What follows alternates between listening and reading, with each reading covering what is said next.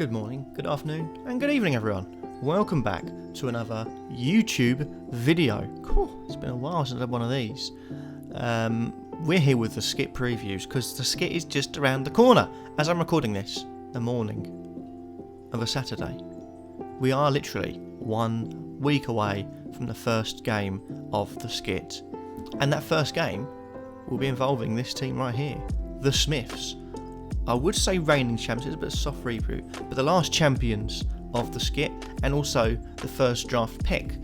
Now obviously people like to joke around saying it's rigged, whatever, but when we did this random pick sorting to see who would go first in the draft, it makes sense, and to be honest it's a bit deserved that the Smiths, who is the last champion, gets the first pick, and it's deserved as well that we just do it in pick order, which means we do the current reigning champion as the first preview video, currently named as the Kingsbury Kolpaks, and true to Smith's form, never gives me a colour, but just goes think and then writes a sentence, and his sentence was think 1992 Cricket South Africa World Cup for his colours.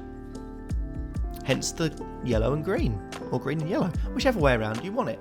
But we've got a preview to do. We'll be looking over how their draft went. We've got quotes to go from the Smiths. We've got a team preview to do, which is literally just over there. I just want to check I look the right way. That's always good. Sometimes I do just over there because it is to my left.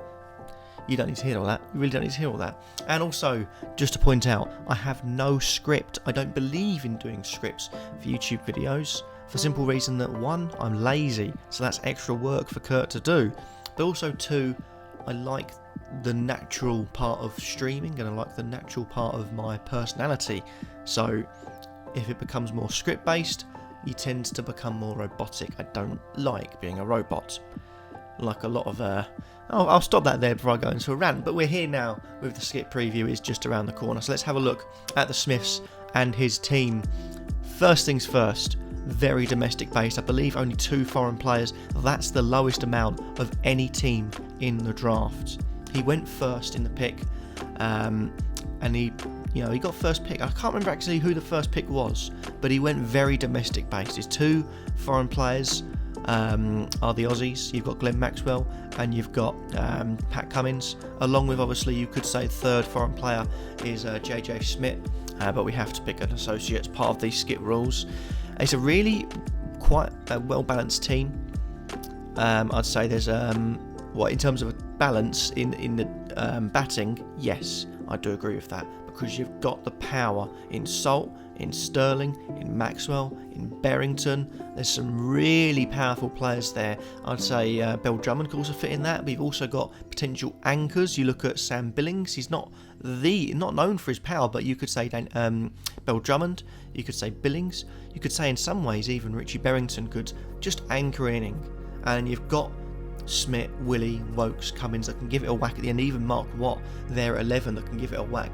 My problem comes, and I will say this, it bats very deep. No matter who you put there, the worst comes to worst, you have Mason Crane at 11, everyone else can at least give you a cameo. Mark Watt at 11, that is very, very deep for Mark Watt. For Scotland, he's sometimes 7, sometimes 8. That says everything you need to know. It's a very, very deep batting lineup. The problem I have though is that there isn't too much in terms of change for the bowling. He's done very well and he's got a good few all-rounders. You look at Paul Sterling, you look at Glenn Maxwell, you look at Richie Berrington. There are batting all-rounders that you can get a few overs from, but I'd say you're looking at Smith, Willie, Wokes, Cummins and Watts that will be your 5 main bowlers in this team. Purely for the reason of the selection rules, you have to have Smith in there. The only way Smith would not be in there is if Mohamed Majid comes in, and Majid is a sole batter, so I don't see that happening. Then you're down to 4 out and out bowlers. In reality, nowadays you need 5 bowlers for the current T20 format. You've got Curtis Campher and Mason Crane that could come in, as well as a bit of part-time spin, very part-time, from the Essex Murali, Dan Lawrence, lovely Dan Lawrence. But again, that's not too much in terms of change, because Crane would have to come in for anyone barring Mark Watt, because if Mark Watt comes out, Mohamed Majid has to be part of the team because of the 2 Scottish rule. Only 3 Scots, I think, could hinder their chances. So you could maybe see Crane come in for a Cummins, a Wokes or a Willie, or even a Smith and have Willie down one. I wouldn't mind seeing that, to be honest. Problem that then comes is that I think as well, SCITT is another left arm spinner, so there's not too much in terms of variation. You've got a couple of part-time offies, but that isn't never too much of a bother because the part-time off spinners can sometimes be quite useful. But I do just worry about that lack of change in the bowling attack. If you start your first couple of games, Mark Watt struggles and Chris Woke struggles, for example, you bring in Camphor and you bring in Crane in for them, and then you also look at the fact of Majid has to come in. And there's nothing wrong with Mohamed Majid. He's a good young player for Scotland, but who do you bring out for Mohamed Majid? It's the big problem I have. In terms of batting, you've got loads of changes. Having Lawrence Frayne on the bench, you're looking at that batting lineup. I say Pat Cummins at 10 is ridiculous. It's such a deep lineup. I reckon the tactic isn't so much about getting wickets or having lots of diverse options, because you're looking at there is a few changes in there, but it's very much you've got a right arm and a left arm bowler that can swing it a bit, do a bit on the surface, and you've got the pace in Pat Cummins. Curtis Camphor isn't that fast, and you've got Mark Watt, Mason Crane as your two main spinners. They both turn it away from the right-hander into the left-hander. SCITT could offer some bowling resistance, and obviously you've got the part-timers as well. I think they're looking at purely and simply getting 200 plus on the scoreboard every game, getting aggressive, and then saying, look, you've got to chase us now, and the wickets will come when they have to chase the big scores. And I think that's where the tactic will be. I'm looking at the captain. It either be Bell Drummond or Maxwell. Maxwell's got huge amounts of experience in the T20 format. Daniel Bell Drummond is the Smiths' favourite son, favourite cricketer, I believe as well favourite person. If the Smiths had a chance, I think he would become a groupie of Daniel Bell Drummond as he travelled around the world, or around the UK at least, playing cricket. The love is very strong, almost as strong as mine for Dan Lawrence, but I'd say I've got a bit of a problem there, so we'll leave it there with my love for Dan Lawrence. But there's a lot to like about the team.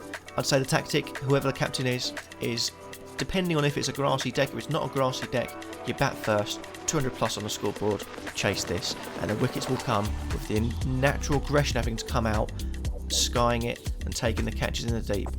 That is where I think the tactic is this season of the SCITT. We do have a quote though to go through from the Smiths, and I'll read that out for you now. Let's have a look. When I asked Smith for his thoughts on the draft, he said, "My draft went okay. I decided to go for more of a domestic feel. In the past, I've been guilty of going too far to the international players. I feel I have good balance of good batsmen, all-rounders and bowlers. I was delighted to get Phil Salt, but the player I'm happiest to have got is Glenn Maxwell, who I think could lead this team as captain into another SCITT win. There's a few players I wanted ideally. I wanted someone who could anchor an innings and steady the ship if the aggression is too much at the top of the order. I'm not sure how much I've been able to cover that. That will be where my tournament is won and lost." So really interesting to hear the thoughts there of the Smiths, who I think has anchoring just about covered.